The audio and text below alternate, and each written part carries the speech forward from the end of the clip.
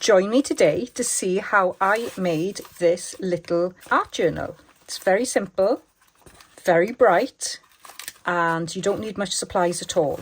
Perfect for beginners if you want to get into mixed media and just make a lot of messy fun.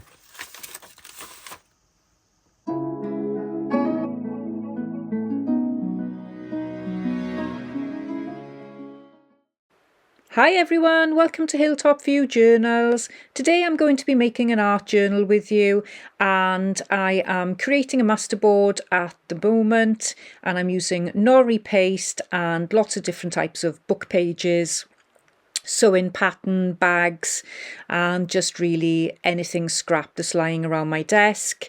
I do keep it quite neutral at this stage, not adding any types of colour. I will put the size of the sheet of paper that I'm using as the base in the description for you. And just to mention, I was totally inspired by Deborah's Reed Day Art to create this art journal. Please do go and check out her channel. She has the most awesome mixed media work and I just love her style. So yes, please do go and see what she's up to. So I've speeded up this part of the video because it is me just sticking down bits of paper. I've used some tea dye paper there, music paper, book page, pattern page, brown paper packaging, anything really that's just scrap and neutral.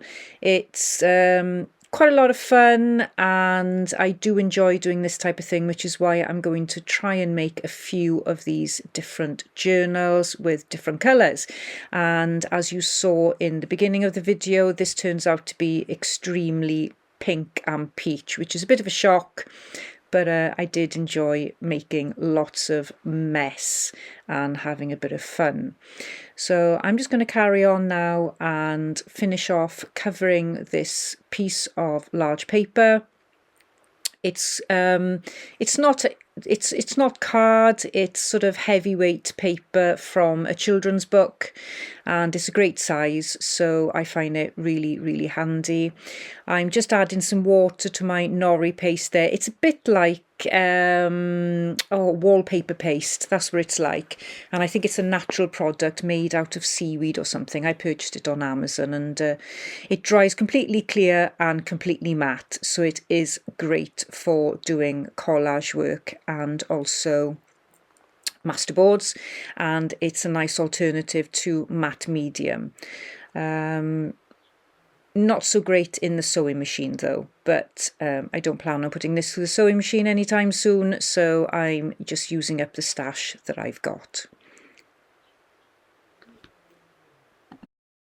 I'm really not paying much attention to how I'm positioning the paper, and the edges are all torn, and yeah, just really sticking it down wherever it can go and trying to do this as quick as possible. And also when I finish this side, I let it dry for a little while and then I go ahead and I do exactly the same thing on the other side, and it does create a really sturdy base then to do lots of yummy mixed media paint and messy work.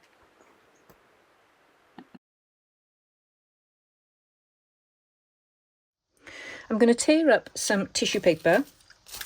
This is artist grade wet strength tissue paper, but I'm pretty sure any tissue paper will do, or you could use the back of napkins, or you could use a strip toilet roll or kitchen towel. Tear the plies apart and then stick them down. So what I'm trying to do is create some texture, and I've done it on this side, but I've also added gesso to it, so you can't really see the tissue paper, but you can see all the nice creases and things. So I'll probably do a little bit more tissue paper on this one actually, and you could stamp the tissue paper before you do this if you wanted to add some bold print. You'd need to use permanent ink like StazOn or archival ink if you're going to stamp it. So I'm just going to leave it plain. I'll maybe do some stamping at a different point, and then all I'm doing is using Liquitex matte gel, and I find this is great for this type of work, and I want some creases, so that's how I want the tissue paper to go down, so nice and messy and textured. You can of course do it however suits you. If you've got really bold parts on your base layer that you're thinking are a little bit too bold, then this is the perfect opportunity to cover them up, but you still get the print underneath. And I think it's just a nice way of adding more texture, and of course when you put any type of pigment on this, it'll react differently to the book pages that are underneath. So again, you'll get different effects. And I think it's quite nice doing this in layers. You could do one layer and then come back and do another layer, however many layers you want and however much texture you want. So this is just one way of getting that effect,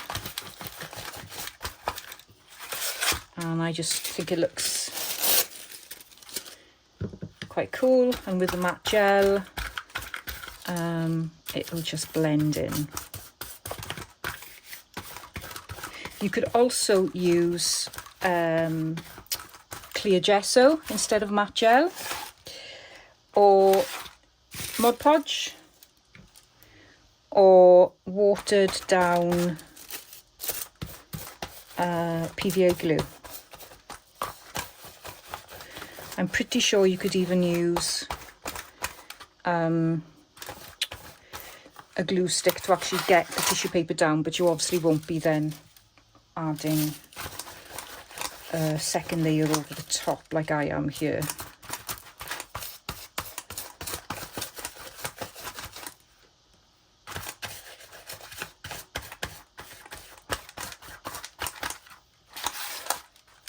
And I'm quite happy with that. I think it's enough for now. Can always add more a bit later. And what I'm going to do now is I'm going to go straight in with the gesso. I'm not going to bother letting it dry, because who's got time for stuff like that? Just trying to find my gesso. Here we go. And I'm just going to add in some areas. Not really thinking about where, just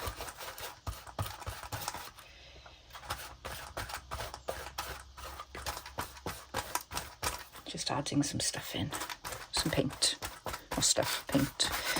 I would like to tone down some of the print as it is quite dark, as I'm going to be doing this one in pink.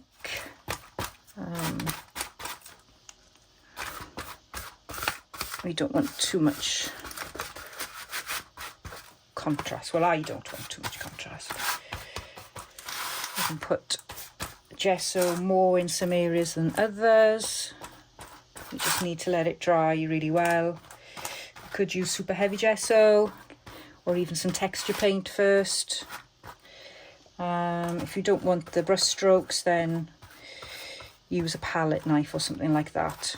I should think the brush strokes will be covered by the time we've finished playing with this lovely canvas of messy goodness. There we go. I'm going to let that dry now, and then we'll do the next layer. Dry now. So I'm going to go in with some stamps, with some stencils and super heavy gesso, white, and I am going to create a little bit more texture, and not too bothered about how it looks, just random bits of stenciling.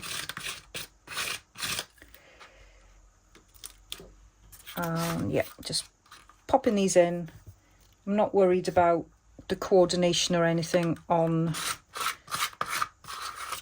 the substrate, should we call it, because I'll be cutting this up.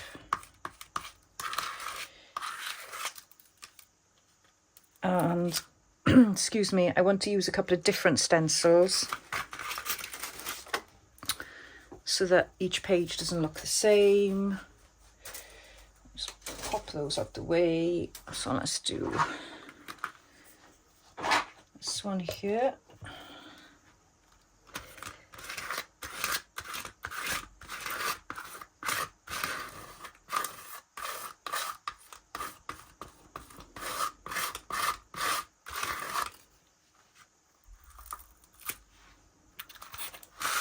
That's quite blocky. Maybe do a little bit less of that one.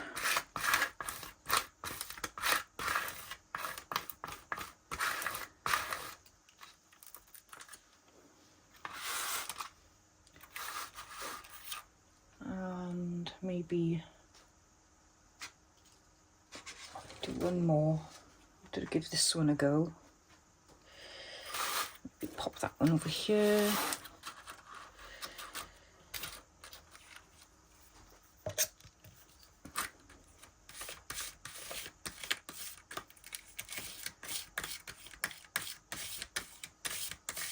So the idea that I've got behind this is to play at this stage and not really worry about the outcome, because when you, well, I find it hard to do that, but also when you cut this up and make a journal out of it, then the chances are you will be covering most of what you're putting on here anyway. This is just to avoid the fear of the blank page. So you may think it's a bit of an effort to do it, but then it's fun doing this, and you learn things, you learn techniques, and you learn to experiment as you're going along. So it's well worth the effort. So I'm going to, yeah, I'll put some more there as well, and then I'll let this dry then, and do exactly the same on the other side. So you've got lots of drying time, so you could do this project in between your household chores if you wanted to. It's a great little project to do when you haven't got much time. If you've got the space that you can leave the materials out on, that's really good. So then you can just get going then when you've got time on the next session. So once this is dry, I'll be back. This is all nice and dry now, and I want to start adding some colour with paint. And I've got a couple of different colours here. I've got my favourite Persian rose acrylic, which is from Amsterdam. I've got Dilutions paint here, tropical, I don't know what that says, Vangria, I think, Vangria. Quinacridone magenta from Liquitex. I've got like a peachy colour here, which is coral blush. Got white. I've got magenta and carousel pink. So those are pretty much all the pinks that I've got, and we'll see what they look like. And I've got a little piece of brown paper here, so we can just try it out, although I know it'll be different on here, but at least we can put the paint on here. So I'm going to start off with my favourite pink, and I'll chuck the paint there. At least then I can move the paint around.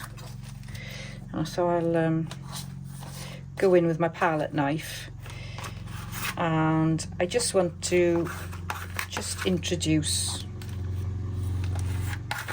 colour. So I don't want this to look you know, I don't have to make this look cohesive in any way, in that I'm not trying to make a finished page, because these are all going to be cut up. So I'm just going to shove the paint down and see how it goes. And once I've done this, then I want to go in with some inks and more kind of runny mediums. So that's that colour. Might as well use it all. And okay, so let's try this one, this magenta, oh, quinacridone magenta, I can never say it. Oh, wow. Don't be too frightened about putting colour down, she says to herself, because if you don't like it, then you just cover it up. You just add more book page, or you can cover it with gesso and just cover it up. You don't have to worry.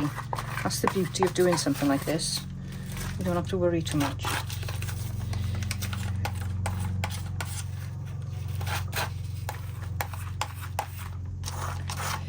This is rather dark.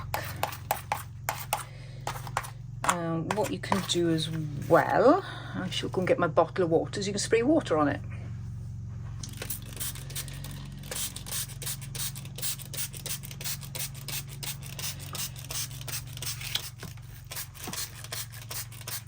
Just to thin it out a little bit.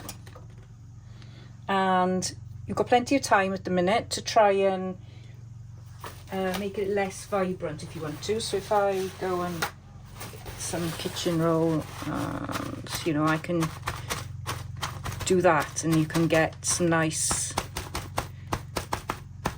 texture, or you can even wipe it off. I quite like that. I quite like the fact that it's like a different texture and it's blending in a bit better there. You can go in and add some more then if you want it to be brighter. I think that's more than enough. Let's try a bit of this fluorescent stuff by Dilutions. So I don't think I need too much of this. Woo, that's really pink.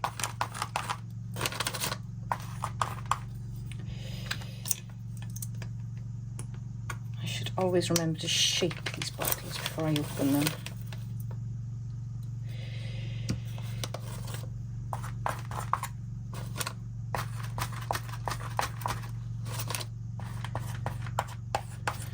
I don't know why I fancy pink, it just felt like a good colour to play with. That's what I want to do, is make a few of these and then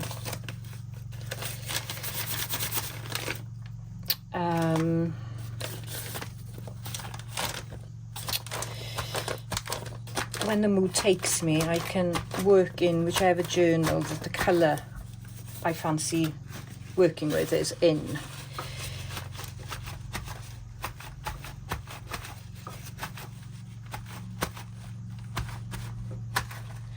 So that's really nice and bright. And I think I'll just go with one other colour for now on this side. Let's try this coral, because I wanted like a peachy colour as well.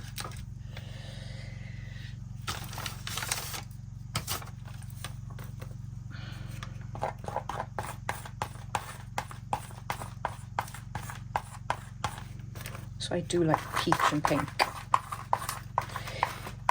The other colour I'm thinking of putting on here is like a brown.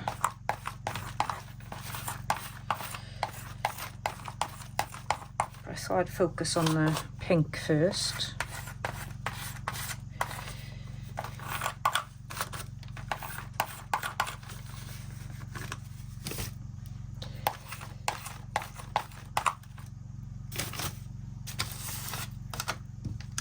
And let's get this as well.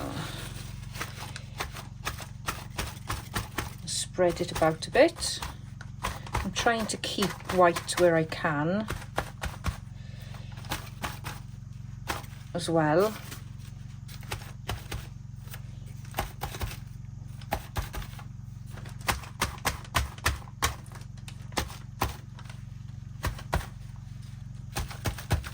Okay, so that's as much as I'm going to do for that stage, and I'll let that dry and then maybe we'll use some different colours on the other side.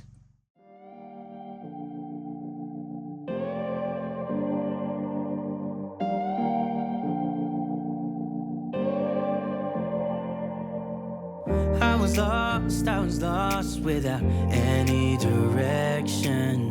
Had a line so many times, but I needed attention. No matter what I say. I'm also going to try these tempera paint sticks. And this is the box they came in from Amazon. Shuttle Art, they're pretty cheap version, and I'm going to give those a go. Had to let go, oh, 'cause something's broken and I'm the reason. It's not that easy knowing you'll do better without me, without me, without me.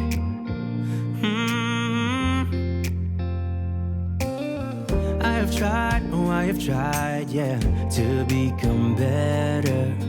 But I'd lie again if I said it'll last forever. I know I make mistakes, it's just the way I am. That's why you have to know, yeah. There's not a part of me that wants to say no.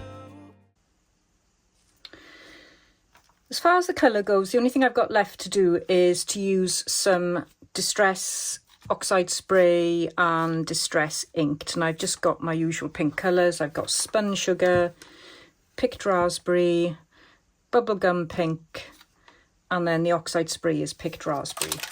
And I might just use the ink actually.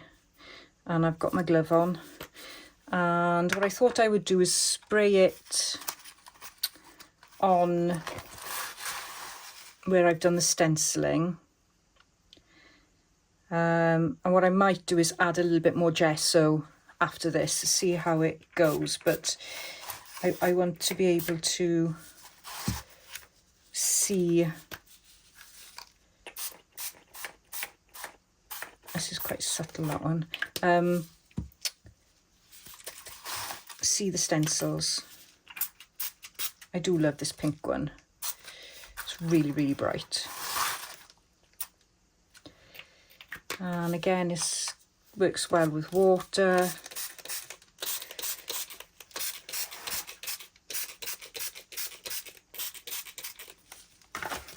You can swish it around a bit. So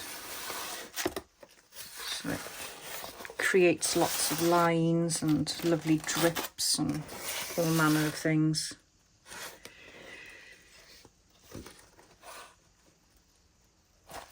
Might clear up the drips actually, just a little bit, so it dries quicker. Okay, and I'm going to add a little bit more white back into this, which I know is a bit crazy, but that's what layering is all about. So let's use a different spatula, a palette knife, or whatever you want to call it. I'm just going to add some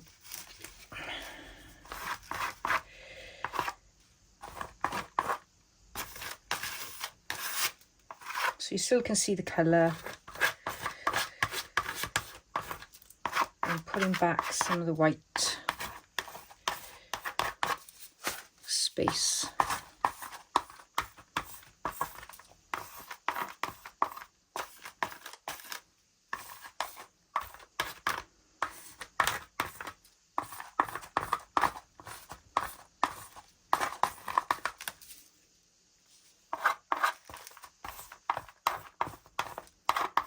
Okay, I'm going to dry that off and I'm going to do the other side as well. Knowing you'll do better without me, without me, without me.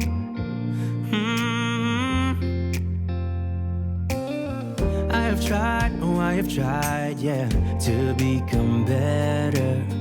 But I'd lie again if I said it'll last forever. I know I make mistakes, it's just the way I am. That's why you have to know. So I was brave and I did put some of the really dark walnut stain on. I don't know if I like it or not, but I'm going to go and cut it up now and just see where this goes. So I'm going to try and do this as loosely as I can. It's not quite dry, but I just can't wait anymore. I want to be able to cut it up and see where it goes. So I'm going to tear it.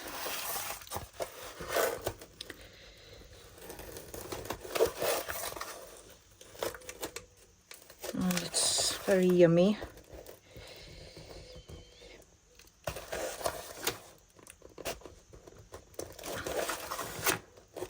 But a bit scary at the same time.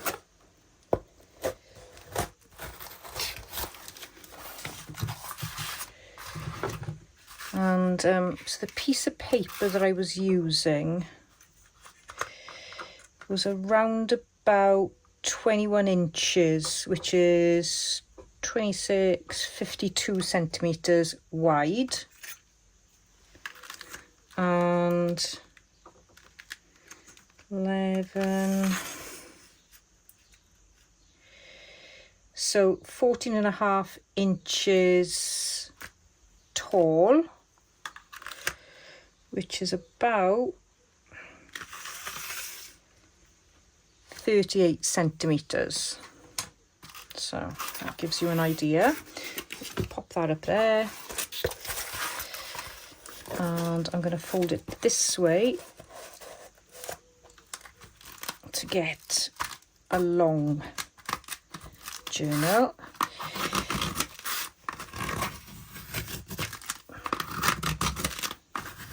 Okay.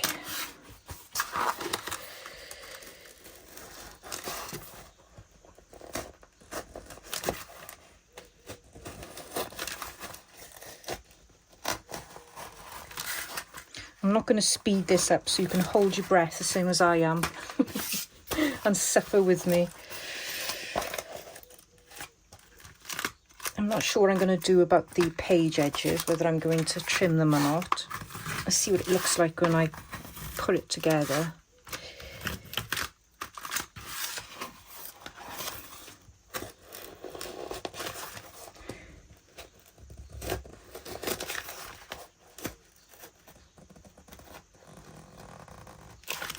And I haven't decided how I'm going to bind this yet. There will be options. Right, I am going to fold. And I think it's going to be too thick to do normal binding, but that's the shape of the journal.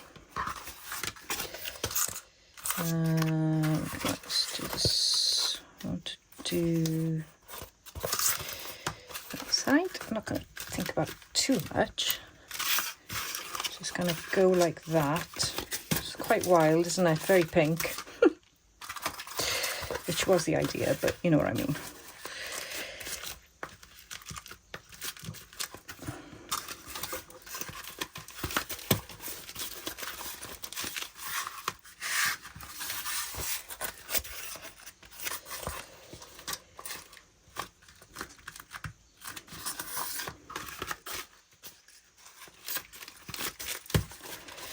So that's what it looks like if I put one page in another. What I did think of doing was actually doing hinged,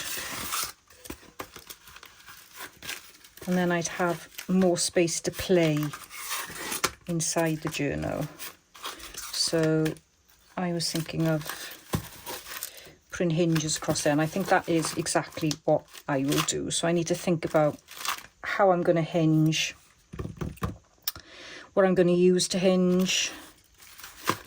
I do like these bits, quite fun, aren't they?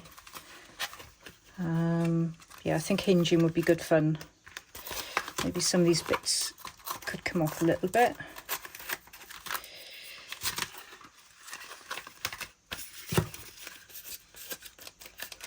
Might have to do a little bit of repair here and there. But yeah, it's really, really grungy.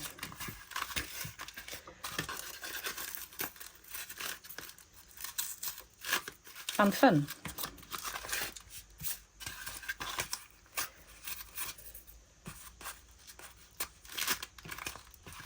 There we go. So let me start thinking about how to hinge this, and I think it'll have to be something like 2 pieces sort of there, and then the next one will be 1 piece. So I think that's how it'll work. Cool.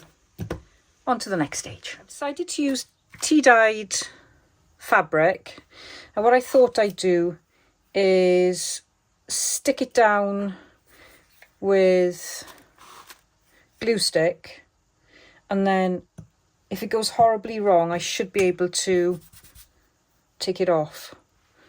I should really have a look at a video and figure out how to do it properly, but that would take time, and I'm running out of time today.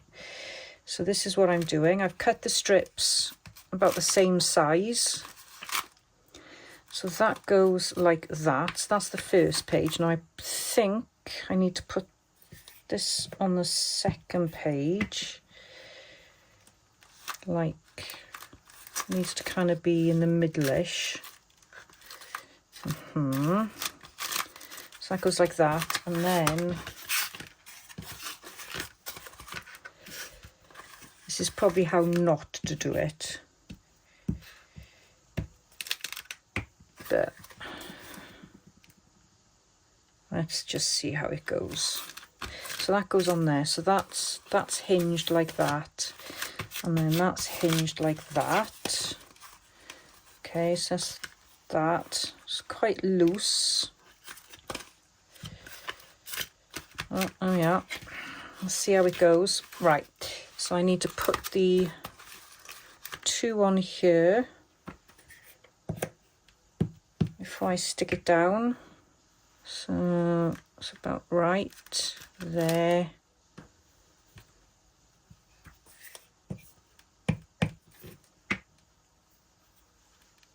And there. So they get folded.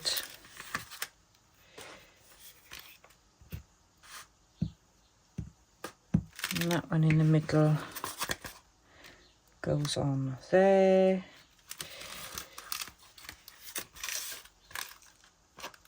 Like that. And then because I'm in the last page, I don't need another one there. I just need to secure this, and hopefully it's going to be okay.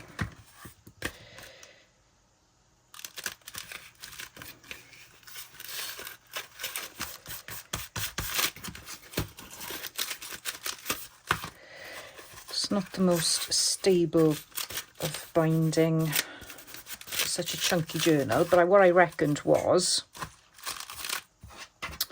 I could let it grow, and what I could do as well is I could put that through the sewing machine and stitch. Or how else can I secure it? Maybe it doesn't need securing. Maybe it will just be okay. By the time I start sticking things down and, you know, doing a bit of collage and a bit of gluing and gessoing and sorts, I think that does need to be tighter though. So let's re-glue that.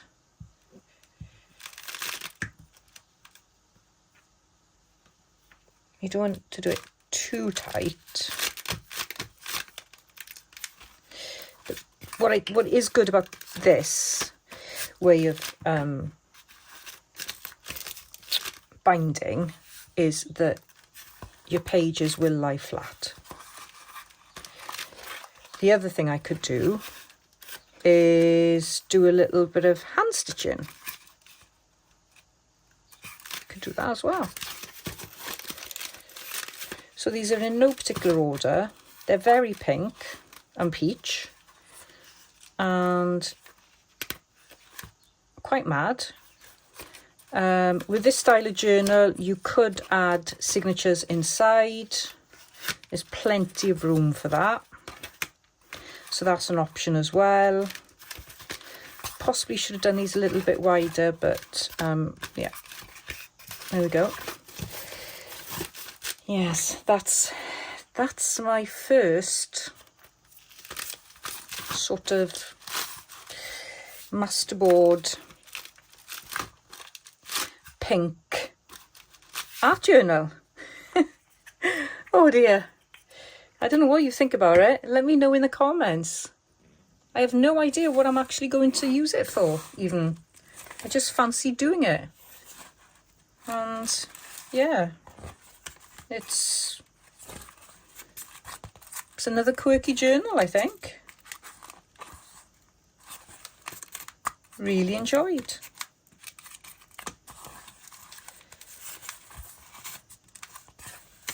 And I think that's enough pages for me, really.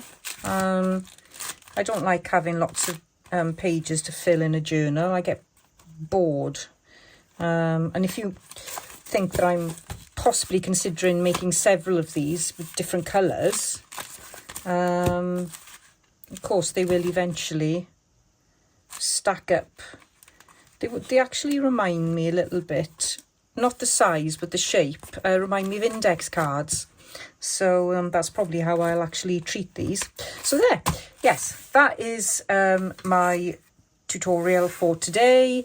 It is making a quirky grungy, very pink art journal with using just a masterboard and some stenciling, some paints and some inks, obviously a load of gesso, and it's the start of an art journal. I hope you've enjoyed. Please do consider giving me a thumbs up if you've enjoyed this video, and consider subscribing as well. I'd love you to join me in on the fun, and I will see you in the next video. Bye bye for now.